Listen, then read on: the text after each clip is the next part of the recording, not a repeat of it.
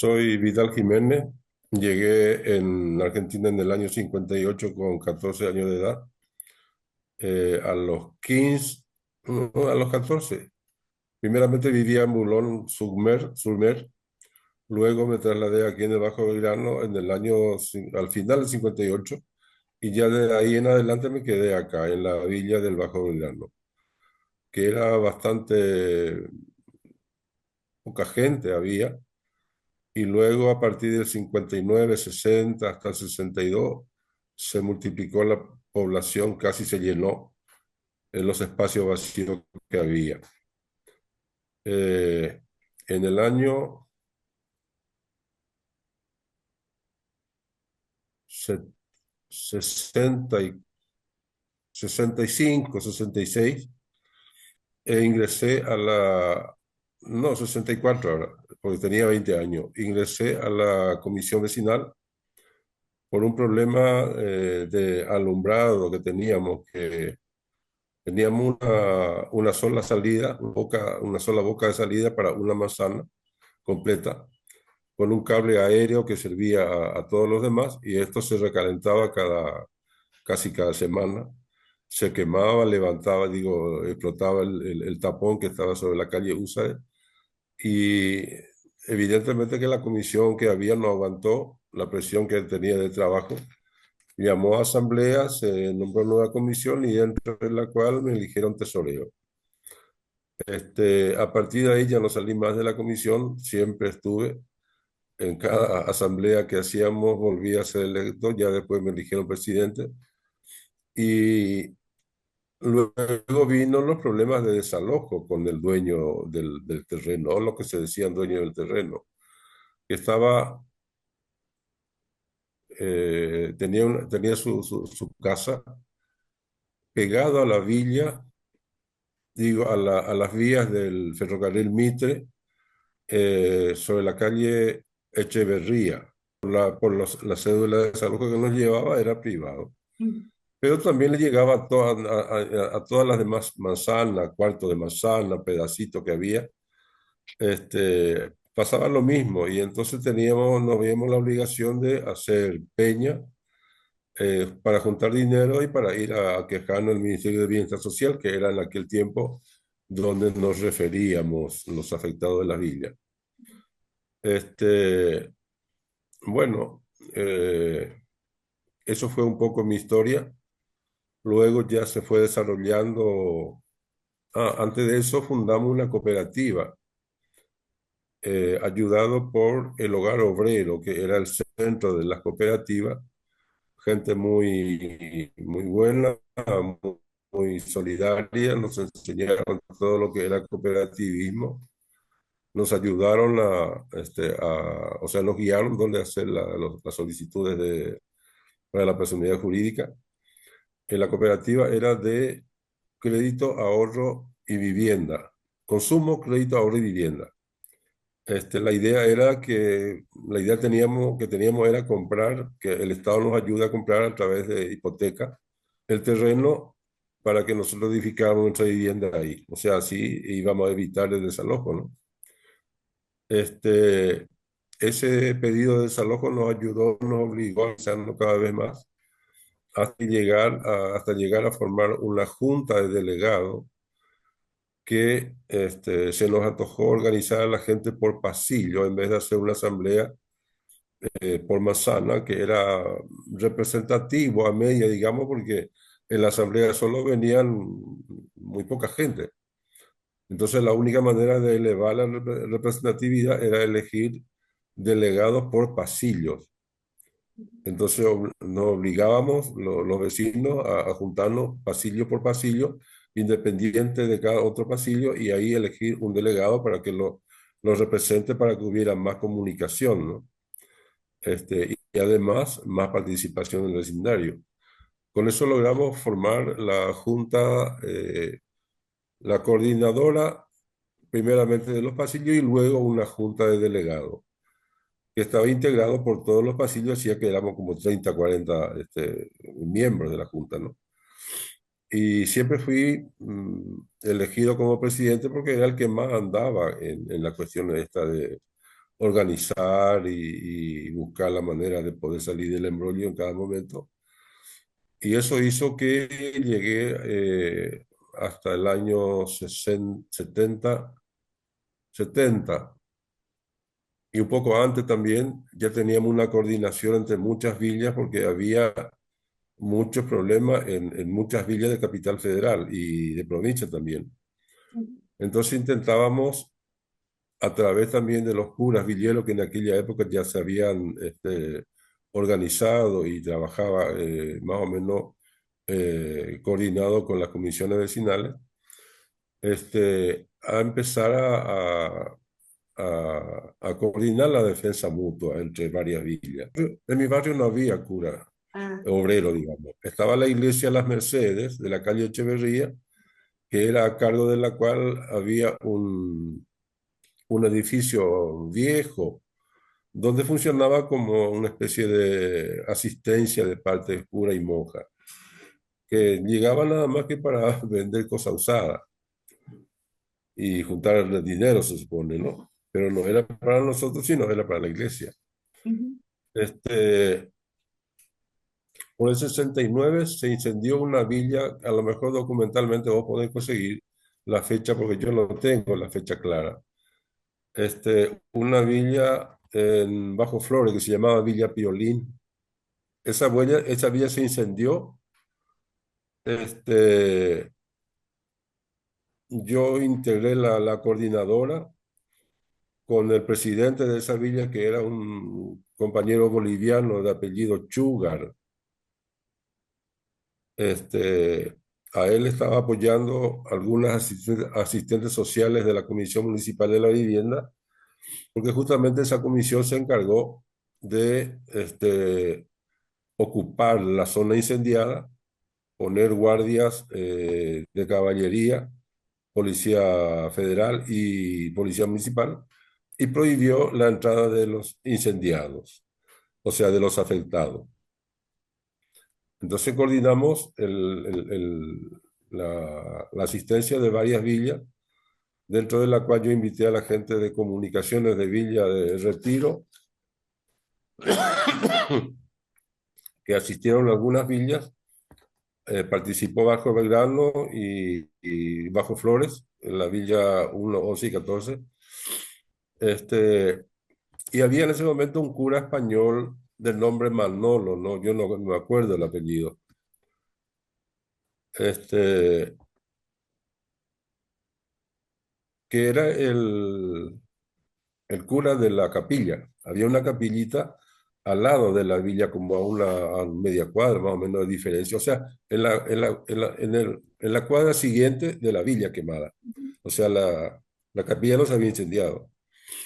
Entonces coordinamos ahí un esfuerzo para formar eh, paneles para levantar viviendas chiquititas, como lo que pudiéramos aguantar para trasladar, porque el asunto era hacer algo simbólico, ¿no?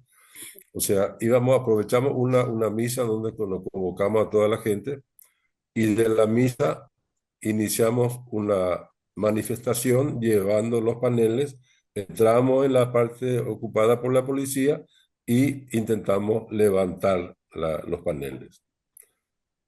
Para eso tuvimos que pelearnos y echar a los 5 policías que había de la federal y a los montados de la Comisión Municipal de la Vivienda. Logramos echar a toda esa gente. Ellos pidieron refuerzo, vinieron algo de 4 o 5 patrulleros, intentaron entrar y lo aguantamos, no pudieron entrar. Se retiraron todos alrededor de la villa, y pidieron refuerzo. Cuando vimos que eso se venía peor, porque en la próxima invasión, digamos, de refuerzo iba a ser la montada. La montada, pero que venían en colectivos, ¿no? No se movilizaban en patrullero, venían ya en como carro de asalto que tenían, ¿no? Entonces nos retiramos, pero hubo una pelea linda, más o menos que duró como una hora ahí, de pelea y resistencia. Para eso tuvimos una experiencia muy negativa con el Partido Comunista argentino, que lo manejaba unos viejos supongo que tendría como 80 años, todo vestido de negro, corbata y pinta de oficinista, porque ni siquiera tenía huella de que le alumbraba el sol, ¿no? Este, llegamos a ese comité central por intermedio del representante de la Federación de Villas y Emergencia de Capital Federal en Gran Buenos Aires, algo así se llamaba, enorme el título, ¿no? Y era manejado por el PC, pero era nada más que un título vacío, no tenía gente. Y el presidente era un paisano mío paraguayo que vivía en una villa de retiro, creo que era en Güemes. Genes era el apellido, Pánfilo Genes. Entonces le pedimos también a ellos solidaridad y dijeron que ellos no tenían mucha gente, pero que podían ofrecernos el contacto con el comité central del Partido Comunista, que era lo que a ellos les manejaban, ¿no? Entonces nos reunimos, nos citaron en la provincia, no me acuerdo ni dónde era, pero era una casa medio desocupado. Eh, Empezamos la reunión y nos dimos cuenta que esta gente solamente quería que nos eh, remitiéramos a la Comisión Municipal de la Vivienda, que en aquella época lo manejaba un tal Villamil de apellido, el director de la Comisión Municipal de la Vivienda. Era un garrotero, un tipo que solamente quería erradicar las villas y llevarlos a los medios caños, que se llamaba un tipo de vivienda que en aquella época ponía para ubicar a la gente que se incendiaba en la villa y que no dejaban volver a la villa. Era unas chapas, una casita de, Como de eh, lata. de lata que más o menos imitaba medio caño. No me acuerdo ni dónde estaba lo que había, no sé ni siquiera si llegaron a llevar gente. Lo único, a la única gente que llevaron fueron los núcleos provisorios de vivienda, se llamaba NHT, NPT, una cosa así se llamaba. Y Sí, alguna núcleo estaba, habitacional transitorio. esa misma. Eso estaba, creo que estaba en Villa Martelli, Ah, algunos de ellos. Pero era como una especie de los traslados que hacían en aquella época en la guerra de Vietnam los yanquis, cuando trataban de despoblar una zona y le llevaban a un lugar controlado por ellos y no podía, nadie podía entrar ni salir sin la autorización de la guardia, o sea, del destacamento que los cuidaba.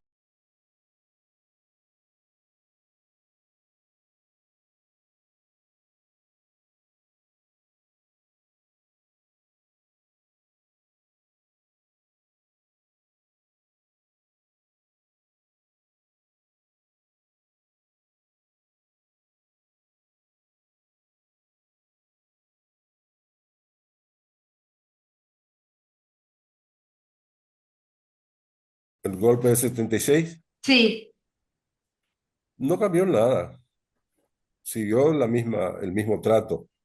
Mm, Y, y esto es lo que que te estoy contando es más o menos del 66, Onganía, hasta el 70, claro. 72, 73, en donde aparecieron un montón de otras situaciones que ya ni ellos ni nosotros contábamos, ¿no? Una de las cosas era la lucha armada, las operaciones que ya no se podían entretener con los villeros, digamos, ¿no? O Claro. sea que ya tenía que atender otras realidades y otra forma de encarar las cosas. Este, respecto a los villeros, entonces, eso fue la preexperiencia de rejunte de la gente a nivel de villeros con villeros, o sea, villas con villas. Ujú. Hasta ese momento eran villas individuales, se arreglaban por sí mismos, se defendían como podían, pero no había coordinación de solidaridad de lucha entre otras villas. Este, pero a partir de esas esos intentos de juntarse entre nosotros, también aparecía el papel de los curas villeros a partir del 68, que se metían en las villas y que buscaba también la coordinación entre villeros. Este, además, entraron también los grupos armados que de alguna manera intentaban propagandizar también su trabajo y aprovecharon el incendio el fracaso de la toma de Villa Piolín para hacer un asalto a la guardia que estaba este, de la Comisión Municipal de Vivienda y de la Federal. Desarmaron a la guardia, dejaron un camión lleno de juguetes un 6 de enero, siguiente a la toma de Villa Piolín. Dejaron un camión lleno de juguete con altoparlante tocando la marcha peronista y era la primera organización guerrillera que empezaron a firmar sus operaciones, que era la Fuerza Armada Peronista, la FAP, Ajá. la famosa FAP. Entonces, era evidentemente que la cuestión de Villa se estaba generando, estaba pasando de lo que era la lucha villa por villa a una lucha más coordinada y además se metieron ya gente de otra índole, ¿no? Luego también vinieron la pelea, digo, el problema con Salustro, el reparto de mercaderías en muchas villas, camiones cargados con comida, con, en fin, em, mercadería de extrema necesidad, ¿no? Sí, Este, y entonces más o menos por el 70, 71, 72 se fue cada vez coordinando más la relación entre villas y villas hasta formarse lo que era el movimiento villero en el 73, a mediados de 73. Creo que en junio o agosto se hizo una primera reunión grande en la Federación de Box en Castro Barro 75, en la capital. Ahí se convocó villeros de Lugano, de Bajo Flores, de Bajo Belgrano, de Retiro, porque se iba a producir la renuncia de Carlos Mujica a su papel, a su nombramiento por parte del general Perón como asesor en villas y barrios de emergencia del Ministerio de Bienestar Social que estaba a cargo de López Rega. Como el, el, el personaje que puso López Rega, que era Basile, no nos daba participación en las cuestiones de Villa, siendo que el cura era el coordinador de cuestiones de Villa, ¿no? El cura pedía que nos recibían, pero nos decían cualquier pavada y nos largaban de vuelta, o sea, no daba participación a los villeros. Este, entonces, a raíz de eso se forma el movimiento villero. Y la primera acción del movimiento villero fue entonces solicitarle al cura que renuncie como asesor, como un acto de protesta más contra la política de López Rega en cuestiones de Villa, ¿no? Luego se hizo otra, otro congreso en la Universidad del Norte, en Santa Fe. Esa fue, creo que filmó, DIFILM se llama sí, el unas archivo. cosas así, que aparece bastante cosas sobre el movimiento villero y sobre esas cuestiones, ¿no? Todo eso se hacía exclusivamente con esfuerzo de los villeros, o sea, no teníamos participación política de ninguna fuerza política. A pesar de que todos éramos peronistas, sin embargo, el peronismo no participaba de manera importante en esas luchas, salvo que la JP mandaba gente, estudiantes, este, y eso era la participación que había. Ya en aquella época, cuando se organiza el movimiento villero, se organizó con la participación y asesoría de la Universidad de Buenos Aires, cuando estaba, creo que Estelita. Tayana era el hijo del que fue el decano, digo, ministro de Educación. Ah, Entonces, él nos dio, o sea, les dio como tarea al estudiantado que apoyara de alguna manera las villas y conseguimos que nos hicieran un plan que nosotros le habíamos participado, que queríamos, un plan de vivienda que contemplara la construcción a través de cooperativas formadas por villeros y financiado por parte del gobierno a través de planes, de planes, eh, ¿cómo se dice? Hipotecarios. Los, los primeros años, o sea, muchos primeros años, o mucho más antes, la luz, el agua, todo eso fue en la década del 60, 64, 65, toda esa etapa fue cuando las villas se fue agrandando y fueron apareciendo necesidades mucho más urgentes, como el caso del agua, agua potable y luz, ¿no? Primeramente se enganchaba la gente como podían, pero después ya no alcanzaba con el enganche porque era masivo, ¿no? claro. El consumo. Y eso fue toda la etapa del segundo, eh, la mitad del 60 para arriba y principio del 70. Ya en el 73 la cosa era mucho más pretenciosa, o sea, ya queríamos vivienda y queríamos que el Estado se haga cargo de la compra de las tierras y nos entregara a través de planes hipotecarios, de préstamo hipotecario. Cuando sube Cámpora, aparecieron los proyectos de vivienda del gobierno peronista, el plan de Alborada, el plan 17 de octubre, el plan Evita, creo. eh, y no me acuerdo qué planes más, pero creo que había como 3 o 4 planes de vivienda. Eh, la comunicación que hizo Cámpora sobre el proyecto de vivienda lo hizo en el barrio del Bajo Belgrano, pero no aparece, vos sabés, no aparece en ningún lado archivo sobre esa noche que Cámpora fue al Bajo Belgrano a a comunicar el plan de vivienda. Y nos comunicaron la última hora, creo que unos 2 o 3 días anteriores, entonces le hicimos una tarima en el patio de la escuelita Estrella de Belén, donde teníamos nuestro centro de actividad. Llegó él,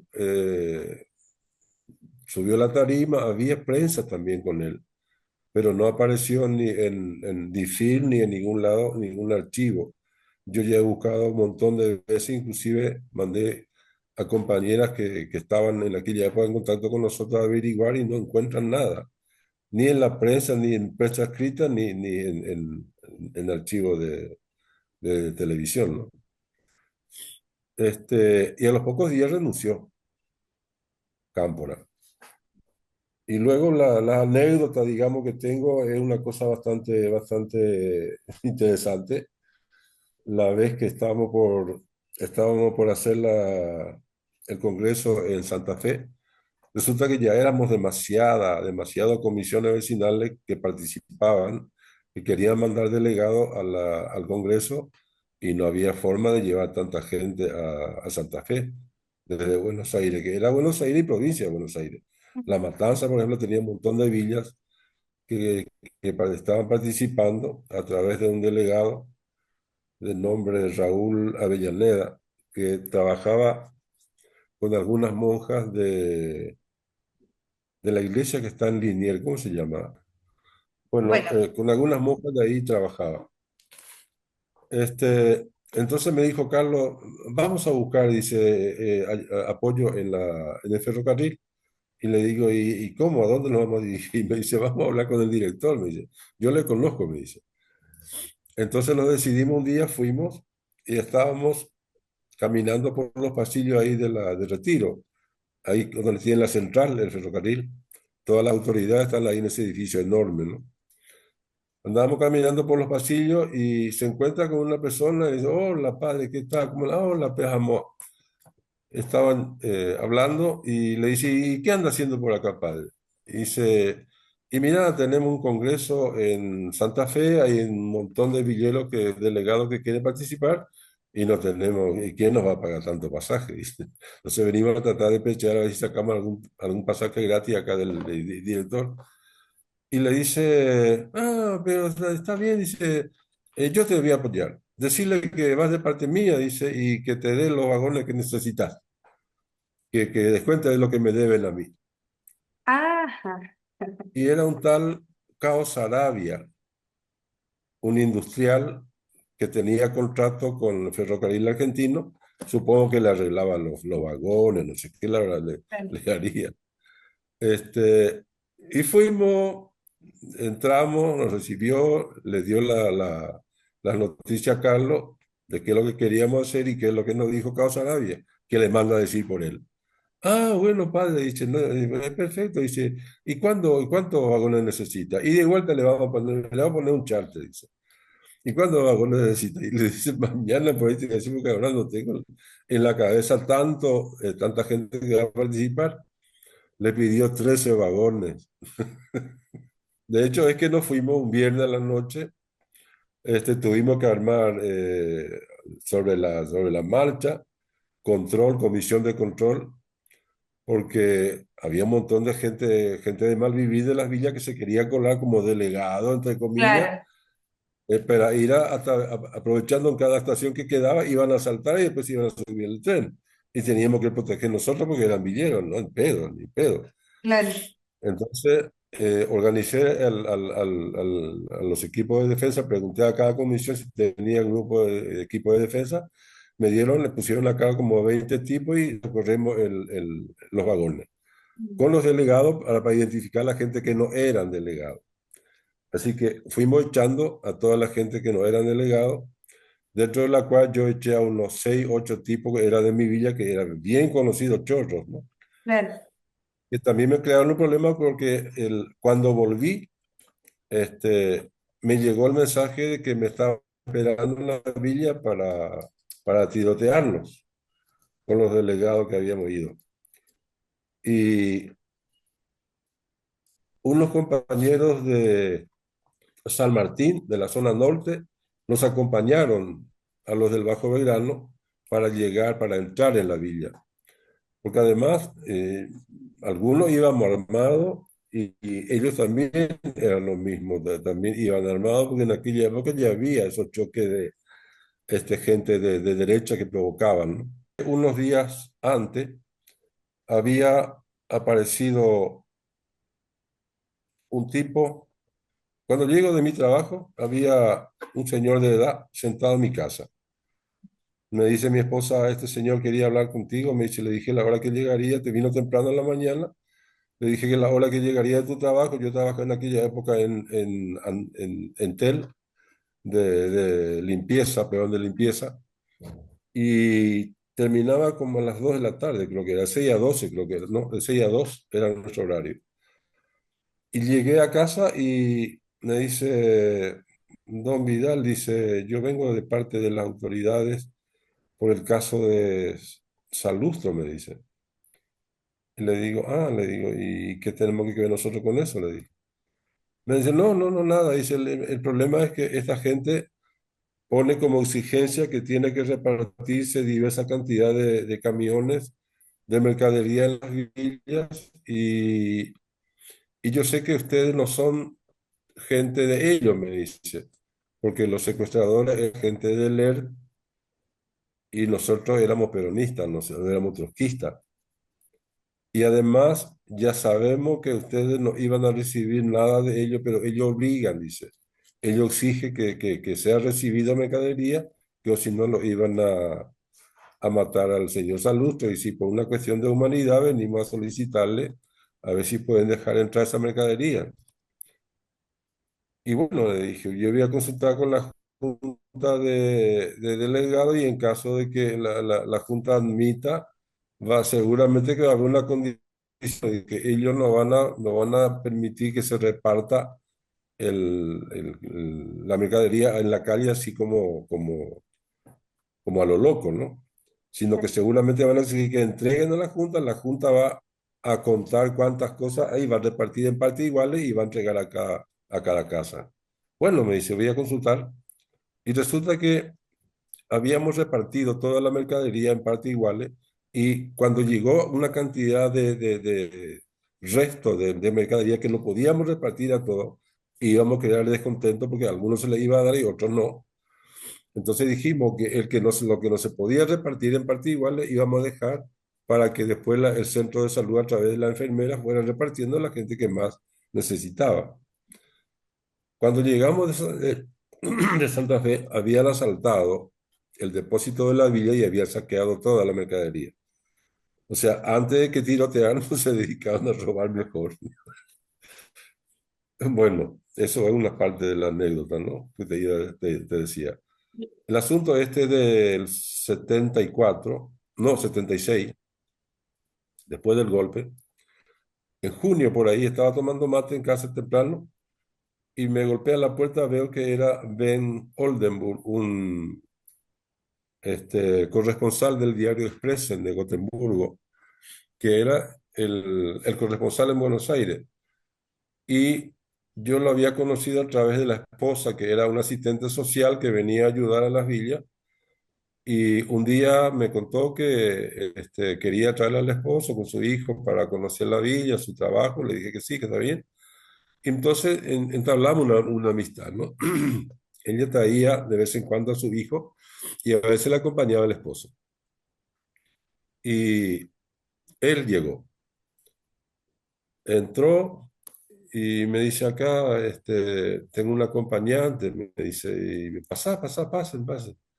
Le invité a tomar mate y enseguida me aclara. Este es el señor Eric Fonset, me dice el nombre del hombre, es el nuevo ministro de Inmigración sueco. Justamente en en ese momento, en ese año, perdió la socialdemocracia por primera vez el gobierno de Suecia después de 40 años. La socialdemocracia manejó 40 años Suecia.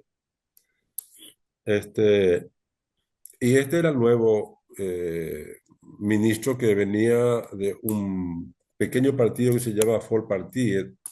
Creo que eran campesinos, un partido integrado por campesinos.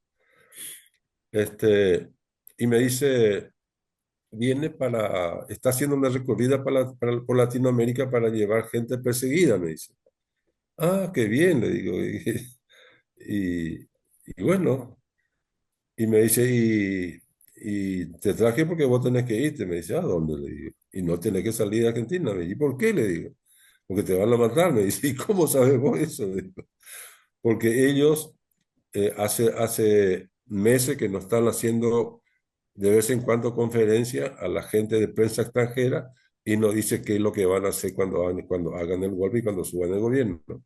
Y qué es lo que van a hacer, y van a matar a todos los dirigentes gente de pueblo como vos, dirigentes obreros, dirigentes de partidos de oposición, y, y van a matar, nos dijeron que van a matar 10.000 personas, me dice. Y le digo, ¿y cómo cómo es eso? ¿Qué es lo que dijeron? Y que van a poner tarima en la Plaza de Mayo y ahí van a fusilar a la gente. Loco, ¿no? Y digo, están pedos, le digo. Yo pasé ya dos golpes de Estado, uno en la Onganía, y antes de eso, aquella famosa peleita que hubo entre azules y colorados en el 62, cuando Frondizi hizo las elecciones y ganó Bandori Framini, ¿te acordás? En la provincia de Buenos Aires. En fin, yo dije que no pensaba ir. Entonces, después de tratar de convencerme y no poder, me dijo, te dejo toda la coordenada en caso de que tengas necesidad para, con un telefonazo ya te van a cuidar y llevarte, me dice. Mm. Nos quedamos así y más o menos para agosto secuestraron al primo de mi esposa, que fue secretario de la cooperativa que fundamos en la villa. Después de un tiempo de terminada la cooperativa, porque resulta que nos descapitalizamos como a los 2 o 3 años después, que vino, como ahora, una inflación terrible en la Argentina y los 500 pesos que habíamos puesto para comprar, digo, para asociarnos a la cooperativa, no alcanzaba ni siquiera para comprar un paquete de galletitas. Se había comido toda la inflación, el capital que teníamos.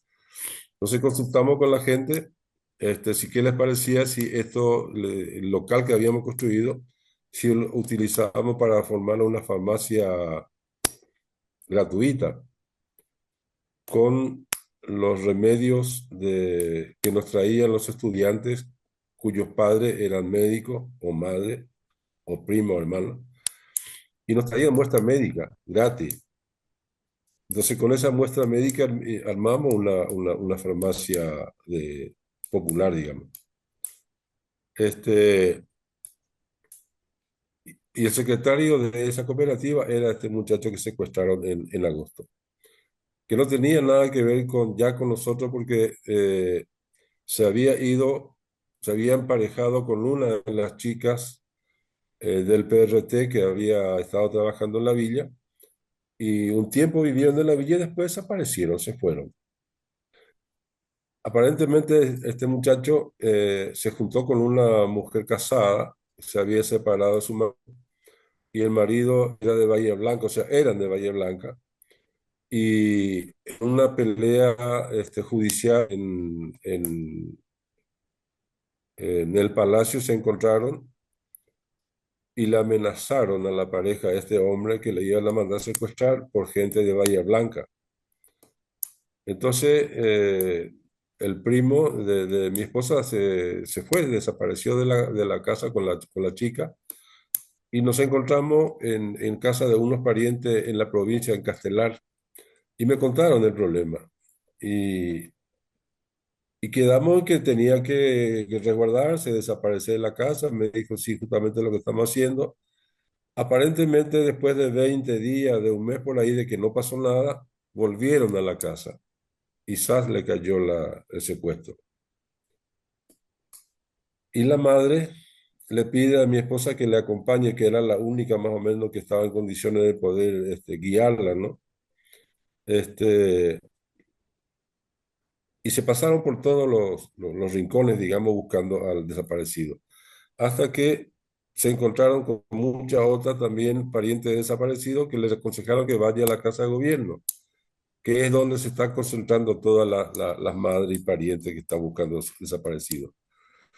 Se fueron, le dijeron que vaya de madrugada a la 1, a las 2, tiene que estar allá porque hay demasiada gente. Llegaron a las 11 de la mañana a ingresar a la casa del gobierno donde estaba el despacho que atendía al desaparecido. Dice que había un coronel que lo recibió, le preguntó quiénes eran, le dijeron quiénes eran, y el consejo del coronel le dijo, nunca más aparezcan porque si no la próxima desaparición van a ser ustedes. Eso fue la contestación que les dio. Entonces vino la madre del desaparecido muy asustada y le habló, le dijo a mi esposa que abandonen esto porque me iban a poner en peligro a mí y a todas ellas, ¿no? Y quedamos así. Hasta al poco tiempo, mi esposa me dice, ¿y qué te parece si aceptamos el plan digo, el ofrecimiento de Ben? Porque parece que esto está jodida, me dice. Y bueno, le dije, entonces llamé al teléfono que me habían dejado y a los 15 días me sacaron de Argentina. La persona que había llegado yo llamé a la mañana y a la tardecita llegó una señora, una viejita, me dijo que venía de Naciones Unidas y que le tenía que acompañar para visitar a todas las instituciones que corresponde para comunicarle que de ahí en adelante yo estaba bajo cuidado de Naciones Unidas. Mientras esperamos el documento, me dice, además tenemos que sacar el documento de tus hijas que no van a estar, no van a ir como refugiadas, nada más que ustedes dos, me dice. Pero la nena tiene que llevar documento argentino, me dice. Entonces, el tiempo que tardó en sacar esas cosas, también tardó en llegar el pasaje. Y llegó el día y nos subieron en un avión de SAS, que en aquella época todavía existía, el servicio aéreo sueco. Y nos fuimos con ese. Fue en noviembre, al final de noviembre llegamos a Suecia. Pero tuvimos la suerte de que no había tanta gente escrachada, digamos, en términos así popular, Mm, en las villas. Porque las villas tuvo una época muy corta de una militancia muy fuerte y muy marcada, ¿no? Como el caso nuestro, como el caso de los curas, que ya aparecieron en diarios, este, aparecieron en revistas de militancia, por ejemplo, El Descamisado, que era la revista de Montonero. Yo aparecí en esa revista, además en el diario que manejaba, que compró el ERP, era El Mundo. El Mundo compró el ERP y Noticia Gráfica compró Montonero. Entonces en Montonero aparecí varias primeras planas y en El Mundo aparecí en el congreso que hicimos en enero de 74 en Córdoba, en en un monasterio, creo que era de Córdoba. Aparecí como el nuevo personaje que apoyaba los planes de López Rega. O sea, eso era el trabajo del ERP, ¿no? Tratando de desacreditar todo lo que hacía gente de Montonero o gente ligada al peronismo. Este, y entonces no estábamos tan quemados como se dice a nivel de dirigencia. O sea, el que nos iba a querer castigar iba a ser más bien por maldad que por perjuicio político, porque no estábamos muy o sea, muy marcados en política, salvo los curas y algunos dirigentes nuestros. Pero no sé qué habrá pasado con los compañeros que habían integrado conmigo el Consejo Nacional, que era un órgano de 5 integrantes. Éramos dos de Buenos Aires y tres del interior, uno de Córdoba, otro de Rosario y otro de Tucumán. Yo ya no me acuerdo los nombres de esos compañeros. El de Buenos Aires era, el que te digo, el de provincia de Buenos Aires era Raúl ¿Este Avellaneda? Avellaneda, sí, y yo por capital. Y después Zambrano, que era, creo que era el de Santa Fe,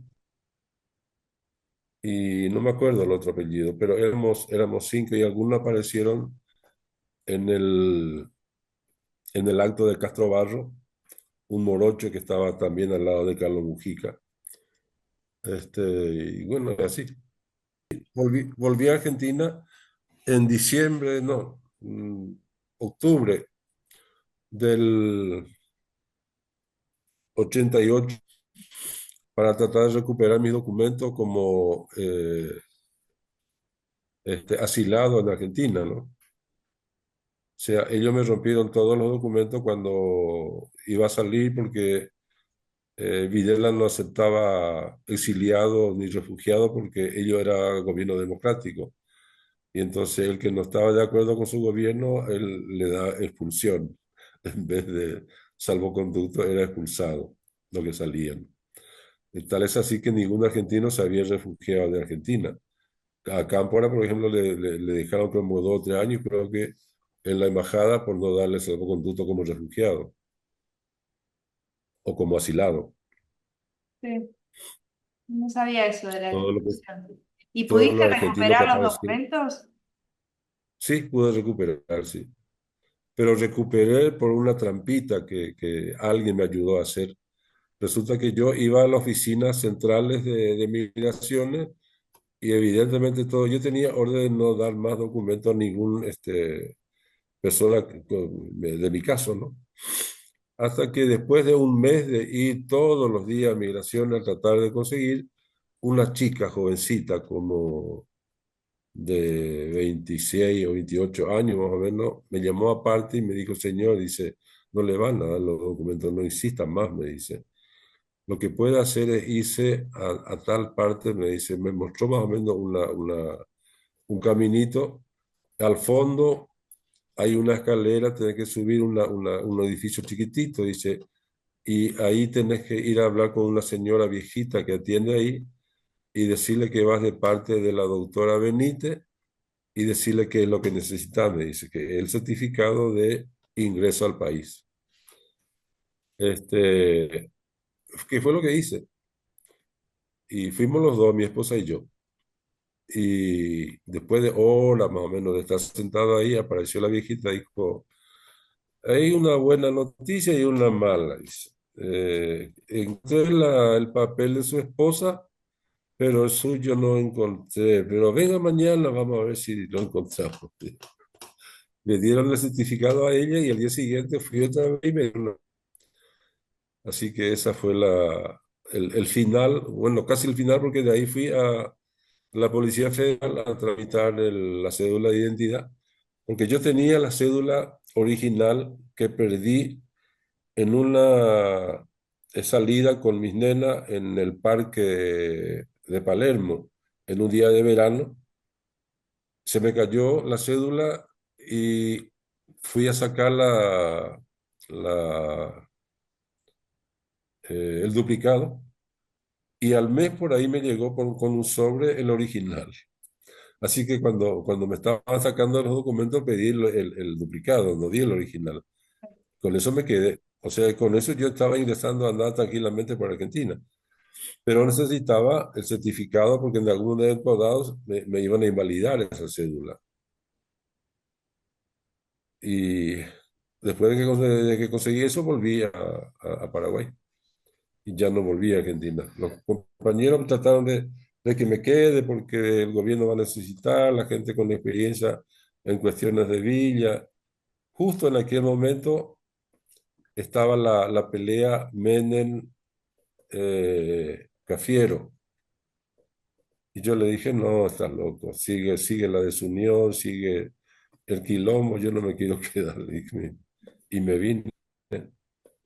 Sí, sí, estoy en contacto con muchos compañeros de villas y compañeros de militancia en política.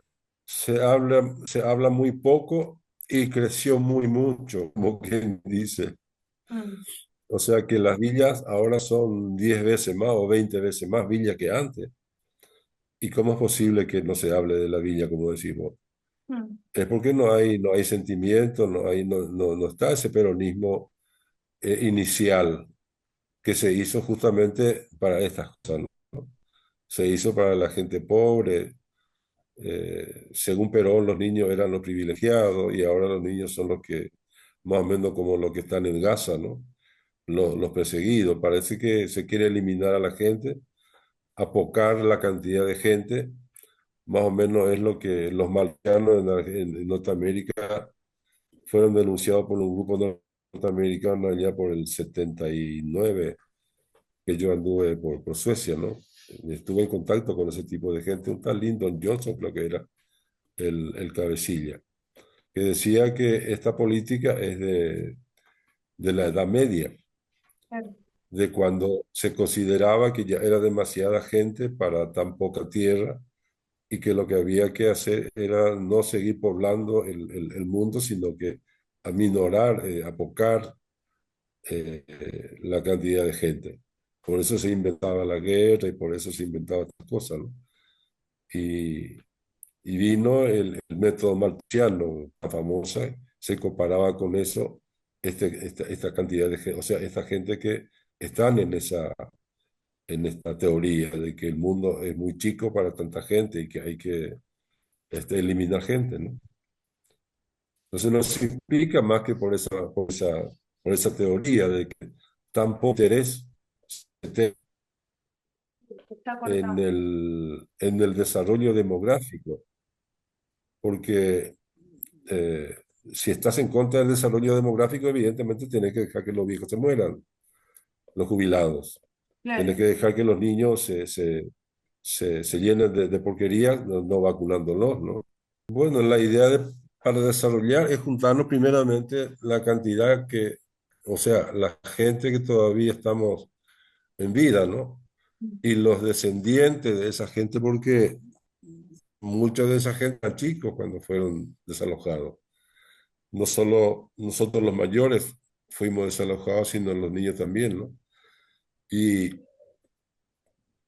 todo eso, todos ellos fueron perjudicados por el desalojo y el desarraigo que se produjo, además involuntario y totalmente violento, ¿no?